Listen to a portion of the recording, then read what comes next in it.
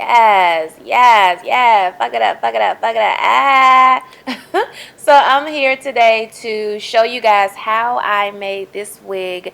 This hair is from Her Hair Company. So if you're interested in how I made this bob wig, keep on watching.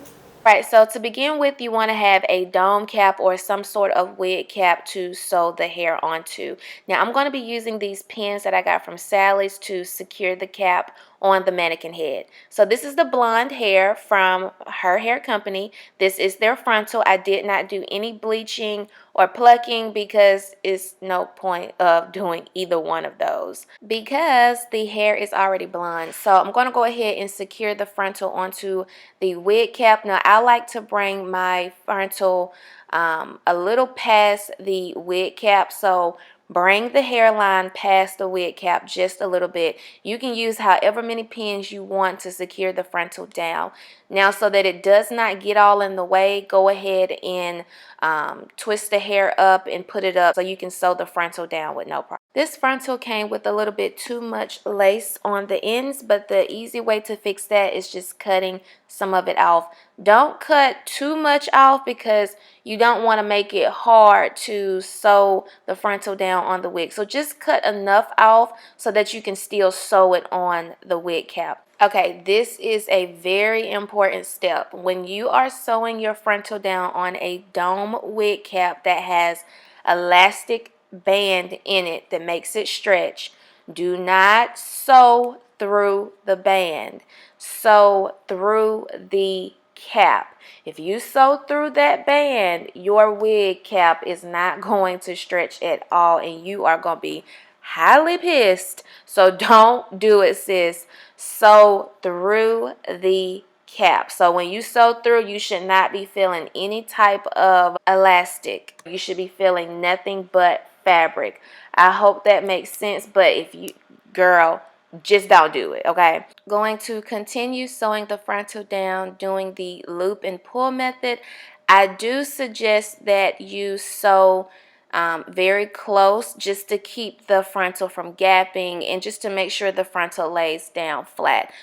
Another thing that helps me from preventing my frontal from gapping up is I use those little pins I showed you guys to secure the wig cap down. I actually placed that on the back of the frontal too, just to make sure the frontal lays completely flat all the way around. So you guys might need to do that too if you're having issues with the frontal not laying flat.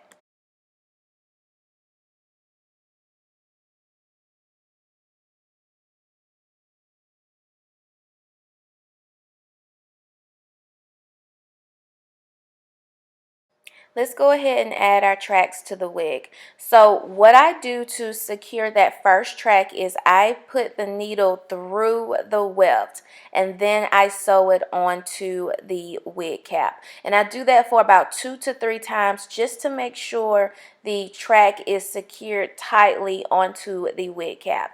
And then I just continue to do the loop and pull method. I do sew kind of close when sewing my tracks down because I don't want my tracks to lump up. I want my wig to be flat, and you know, that's just the best way to do it. Also, another tip, anytime you start a new thread, go ahead and do the same thing that we did to start off the track. Place the needle through the thread to secure the thread through the track like I'm about to show you guys right now. When you're securing new thread in, go through the weft about 2 or 3 times just to make sure the thread is secured on the weft. Okay, so I do not cut my tracks. I do the flip over method. So what you do is you take your track and you flip it over. Place a pin on the track to keep it in place. Now, when you're flipping your tracks, do not place the tracks on top of the track that you sewed down.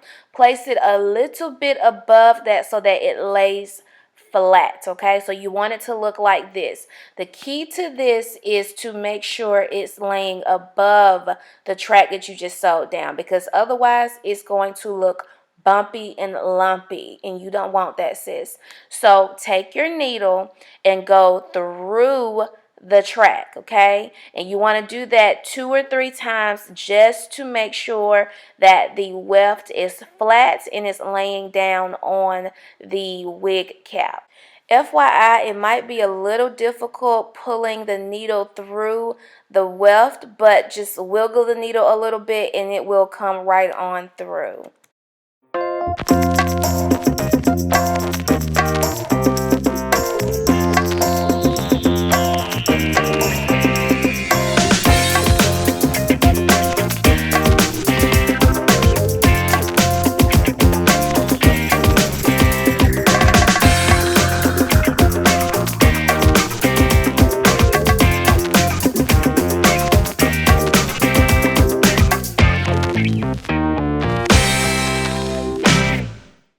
As I get closer to the top, I'm going to start making the track go straight across instead.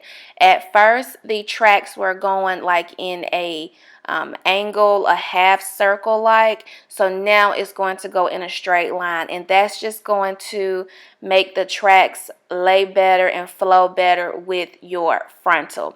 So as you can see, I'm doing the same sewing method, sewing really close to one another, as well as doing the loop and pull method. And I'm just going to continue to do that, and also folding the tracks at the same time, but going in a straight line now.